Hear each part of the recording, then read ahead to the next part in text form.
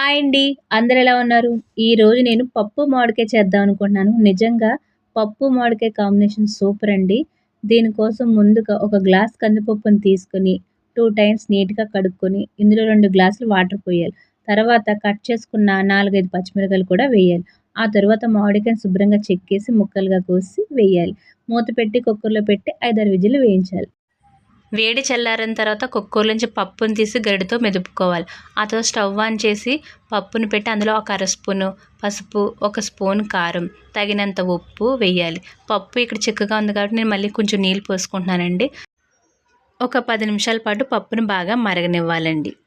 తర్వాత stove on చేసి oil వేసి సన్నగా పొడుగ్గా తరుక్కున్న ఒక ఉల్లిపాయ ముక్క, 4, 5 వెల్లుల్లి రెమ్మలు, ఒక స్పూన్ ఆవాలు, ఒక స్పూన్ జీలకర్ర వేసి వేగనివ్వాలి. ఆ తర్వాత 4, 5 ఎండుమిరగాయలు, కరివేపాకు వేసి ఉడకబెట్టిన కందిపప్పును కూడా వేసి తాలింపు వేయాలి. అంతేనండి, పప్పు మామిడికాయ రెడీ. నా వీడియో నచ్చినట్లయితే లైక్ చేయండి, షేర్ చేయండి, సబ్స్క్రైబ్ చేసుకోండి ప్లీజ్. Thank you.